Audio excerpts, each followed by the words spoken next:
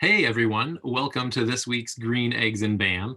This is a part of our thought-provoking sustainability series with thought leaders from across the country. And today I'm super excited to have my colleague and friend Kim Morrow with us as the nationwide thought leader on climate resiliency and climate action planning. And these conversations with Green Eggs and BAM are really about how do we create the next new normal, one that is thriving, resilient, and sustainable. I'm Daniel Lossie, Chief Century Thinker here at Verdis Group, calling in from our Omaha office. And we are a sustainability consulting firm that guides organizations to create a thriving and resilient world. As I mentioned, Kim is our guest today. I've known her for many years, both before we worked together and now as a colleague, and I love it. I love the conversations we have together. I love how she integrates the very human and real aspect of being alive. She meets people where they are, but also integrates a lot of technical expertise and knowledge. So she's great at helping vision and make those visions become a reality, that zooming in and zooming out. And she'll get more into that as to why we're talking to her today about the City of Lincoln, Nebraska Climate Action Plan. So Kim is Verdis Group's Director of Climate Planning and Resilience and has led multiple projects for climate action plans or climate resiliency, such as those at Black Hills State University, the City of Lincoln, which we'll be talking about today, and is currently leading in the middle of the process with the City of Salem, Oregon. So welcome, and I can't wait to dive into the City of Lincoln Climate Action Plan. How are you today, Kim? I'm good. Thank you so much. I'm so honored to be a guest in our own Green Eggs and Bam series. So thank you for interviewing me. Happy to. And now you just got back from a really special event this morning. Tell us a little bit more about what that was about and the connection to the City of Lincoln Climate Action Plan. Yes, I just got back from City Hall where Mayor Leary and Gaylor Baird held a press conference announcing the release of the draft climate action plan that Verdis Group has been working on for about the last year and a half. So this was a day that we had been looking forward to for quite some time, and it was really exciting to finally see it happen. Wonderful. So for people who don't know what a climate action plan is, can you give us a high-level overview of what is a citywide climate action plan? Absolutely. Well, as you know, the climate is changing and extreme weather events are intensifying, and they hold a lot of risks for cities, the complex overlapping systems that cities represent. And so it's becoming more important than ever before for cities to take a proactive look at what that means, what those specific climate impacts mean for them. And because impacts are so localized, they're going to be different for any city. And so it's important to take a look at the specific ways that any community's climate is changing, and then to look at all the innovative kinds of ideas that can be employed to meet those challenges and continue to thrive in the face of climate change. I would add too that it's really a climate action plan, when it's done well, is an invitation to foster and unleash community creativity. When we can look at how things interlock within a community and think outside the boundaries of maybe how we normally think about them, we can unlock new ideas and new partnerships, new solutions, new strategies that will allow us to not only become more resilient, but become a more connected, creative, and joyful community in the process. So I think what you're saying is that the process and the plan itself are both really critical to the success of a community becoming more climate resilient. Exactly right. We are not in the business of just creating a plan that's going to sit on the shelf. We're really interested in creating a really meaningful process that lives on for long after Verdis Group's involvement. So tell me a little bit about this process, because a climate action plan has to be very far reaching in the topics that it covers. Everything from climate data and impacts to the business impacts of a rising climate to even like a greenhouse gas technical analysis. Where are the emissions coming from? So how do you approach such a complex project? These are very complex projects, and it does require a lot of careful attention, but that's what we're good at and that's what we love. One part of it is we do a lot of research. We start every project by doing a really complete review of the city's current plans and past progress and successes in sustainability, climate, emergency operations, water. We look at social demographics. We look at climate data, of course, and we make sure that we establish a really solid baseline. And then as the process gets underway, we use our 4 pillars planning process that we have now tested and refined over a number of years now. And that's a really exciting process that uses community engagement and consensus-based decision-making models to actually generate the ideas through a 4-phase process that starts with visioning, then moves to a vulnerability assessment, then moves to strategy development, and then finally moves to implementation planning.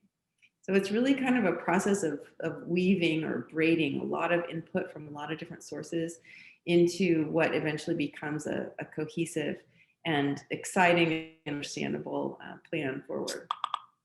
That sounds pretty complex, but I like how you've broken it down into 4 phases. What are a couple of the questions that communities ask during some of these stages, and how long does it take to go through a climate action planning process? It takes about 12 to 18 months. It's been about 15 months so far in the Lincoln process, and they are releasing a draft plan, not a final plan, because now we are beginning phase 2 of the project, which is public engagement.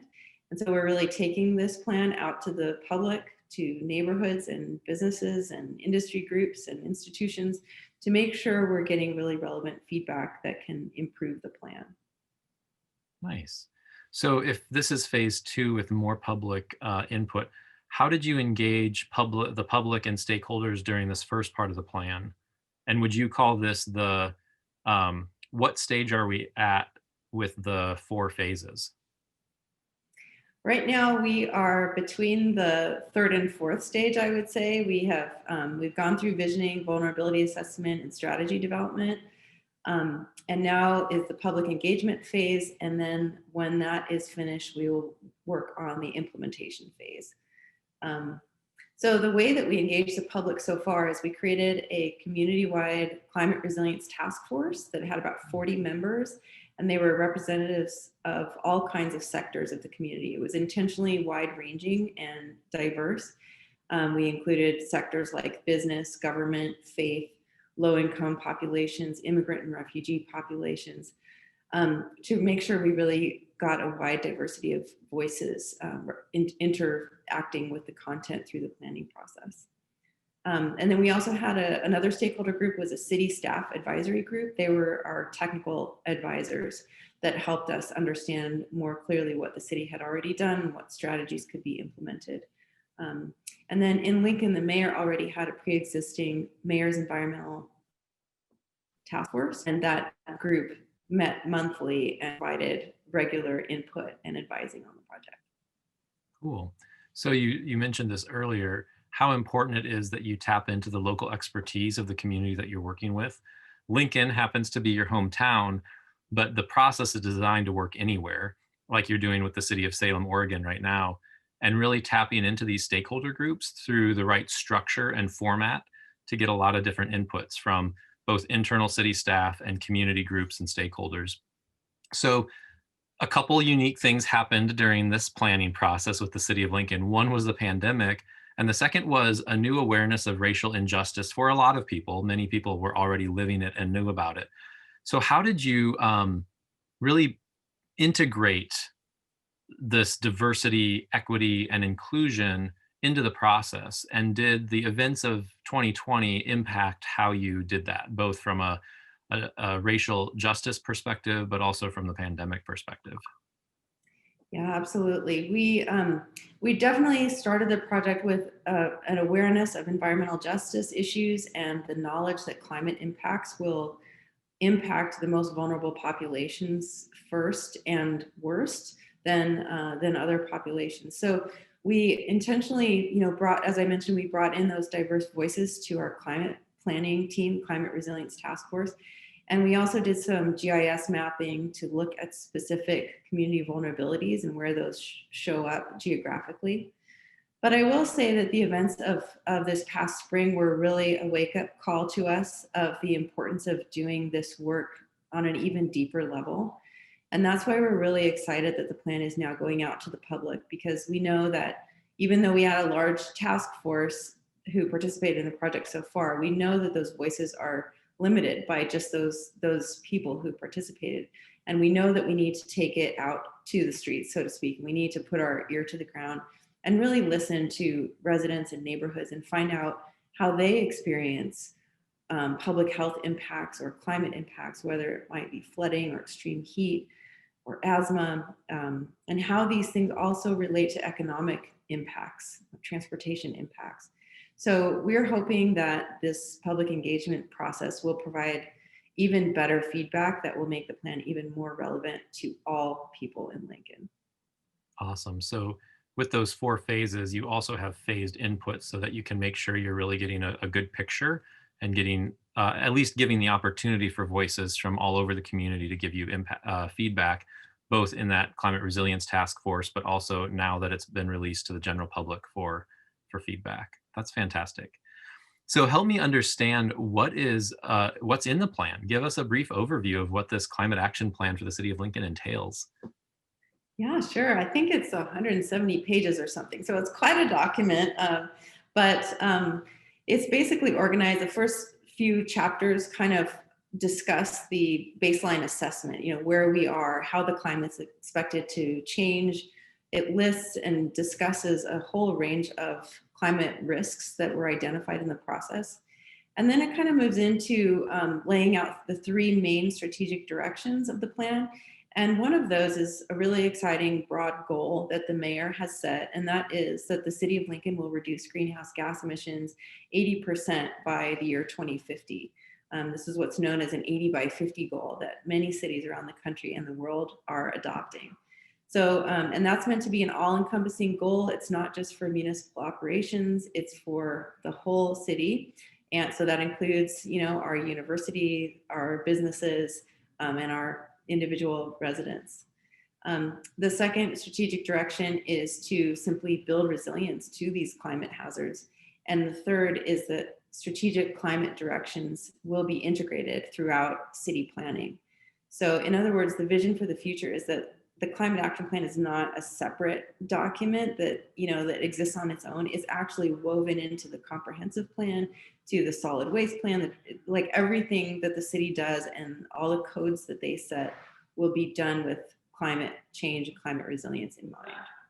And I'm guessing that because you had that internal core group of advisors to support this work throughout the process to date, you have a good idea of what those ordinances and policies, at least some of them are, and maybe you have yet to discover others. Is that what you found?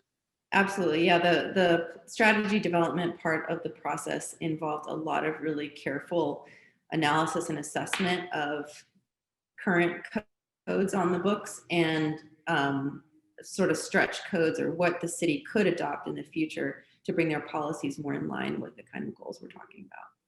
That's awesome.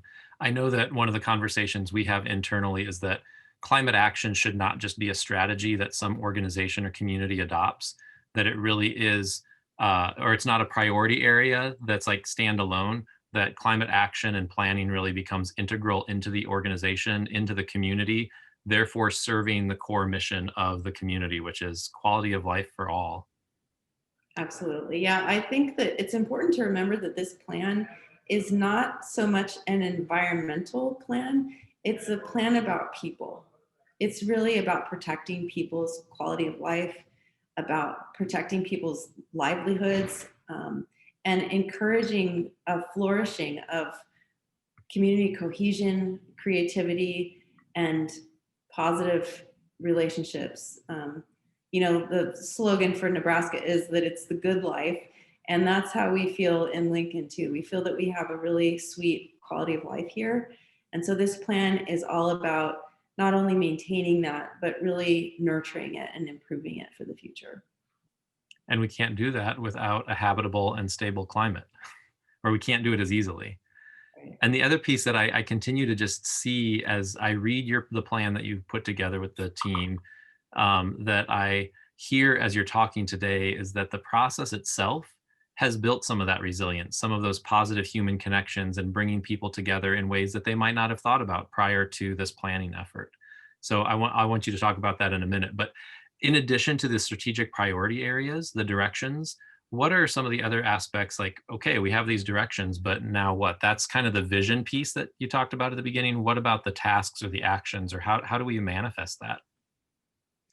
Right. The plan has 8 action areas, and there are hundreds of strategies under each of the 8 action areas. And so they pertain to energy, transportation, economic development, protections, health and safety for Lincoln residents, local foods, natural climate solutions, waste, and community engagement. So the recommendations are really wide ranging and comprehensive, and they also intertwine. And we noted that in the plan, where some strategy ideas actually link up multiple action areas for co-benefits that are really important.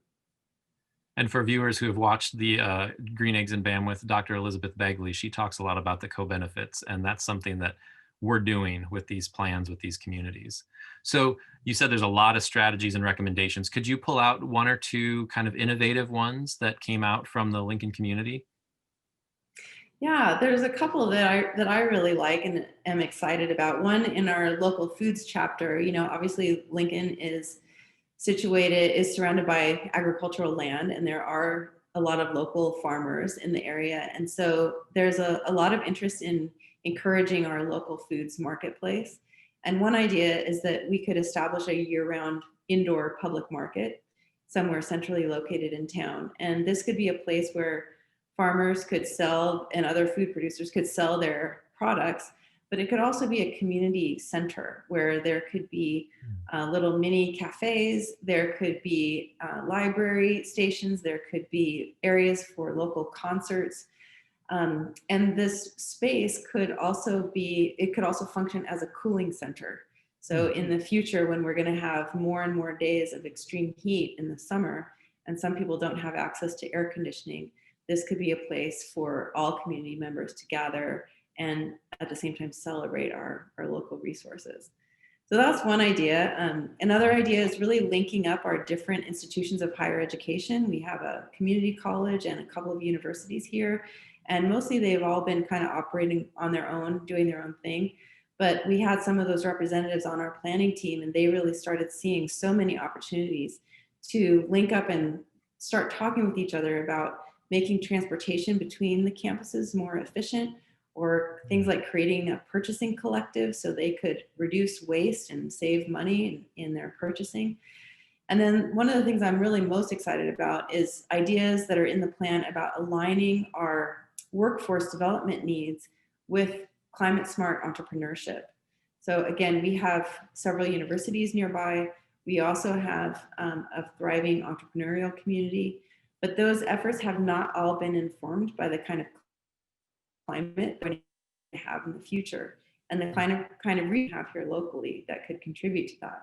So I'm really excited about connecting all of those dots in the future and seeing a future where our higher education institutions are training a workforce to work in new and innovative businesses that are either currently established or that could become established, that really make use of our natural resources to create, serious co-benefits, economic and social and environmental. Yeah, love that. The co-benefits come back again. And you talked at the beginning about unleashing the potential of the community when you create these plans. And we all know that entrepreneurs love to solve problems. And when the problem is presented so clearly and succinctly as this plan does, as it's like specific to Lincoln, I would hope that that would unlock some of that creativity and entrepreneurial spirit. Like, okay, I want to solve that, not just climate change in general, but specific to the problems or the challenges that it's going to face, that Lincoln is going to face. Awesome. So we just have a couple minutes left. What impact do you think that this plan will have when it's fully implemented? So what will this do for the Lincoln community, and what has it, like the process itself, already done, if anything? I think the process has already ignited interest and passion for innovation. It's built relationships that didn't exist before, people who didn't know each other, who weren't aware of each other's work. So that kind of Network building is really foundational to building climate resilience and community cohesion. So I think we've moved so far beyond the question of whether climate change is happening or whether, that's a political question. And we're just leaps and bounds ahead into a space where we're talking about community-wide solutions and innovation. And so I expect that process to continue. And then eventually when all the recommendations of the plan are fully implemented, I truly think that Lincoln will be in a much better place than other cities who will not have gone through this kind of planning process. And I think Lincoln will be very well positioned to attract future business and future residents and to grow and maintain this kind of good quality of life because they took the time to understand their risks and to plan appropriately and to take hold of new and innovative solutions. Love it. I hadn't really thought about like now the city of Lincoln can put this on their website and say, this is important to us and here's our vision for it. And as you've talked about throughout, it's a living document. Right now you're getting public input, but all of the plans that we work on, we know that there's new information that will come up that might inform or refine or change direction a little bit or change some of the strategies. So last question, what can other cities learn from Lincoln's experience? If there's another city out there looking at doing a climate action plan or working on climate resilience, what's one or two lessons from this experience with Lincoln? Well, I think one lesson is, like I said a moment ago, this is not an environmental project. It's really a citywide opportunity to manifest local brilliance, to really look for innovative solutions, to cross-pollinate, to kind of unleash a new kind of energy and forward momentum in a city. So a climate action plan can really be much more broad-ranging than it may sound at first. And it's an opportunity to build some unique partnerships that can protect all people from all the way from underserved populations to large businesses in town. It's a way to get everyone swimming in the same direction and to have everyone in the community have a sense of ownership and excitement about meeting the challenges of the future. Awesome. Sounds like a lot of alignment and integration across an entire community, across different sectors, different population segments. And magic happens when you get everybody aligned and integrated between their silos. So thank you, Kim, so much for sharing your experience. I'm sure not many people who have actually walked through the process of doing a climate action plan for an entire city. So thank you for taking a few minutes to dive a little bit deeper. Feel free to reach out to Kim or myself with any other questions on climate action planning or climate resiliency. She is the director after all, and she's deep in this. So stay tuned because we'll have Kim back on in a while, maybe next year, sometime 2021, to talk about the work with Salem, Oregon. So one thing that I wanted to bring up that you didn't talk about at great length is that the pandemic has forced us to innovate in how we deliver this work. And so you are currently doing a project, a climate action plan for the city of Salem, Oregon, that is 100% virtual. You found ways to facilitate workshops, to engage the community, develop a public engagement plan. And so I'm really excited to see how the city of Salem works out because you're still able to do it and get that deep local expertise because of the way you've designed the project. So no matter where you are, we now have a process to help you walk your community through a climate action plan if you're looking for some help. So again, reach out with any questions to Kim or myself. Thank you for joining us on Green Eggs and BAM, and I look forward to seeing you next time. Be well. Thank you.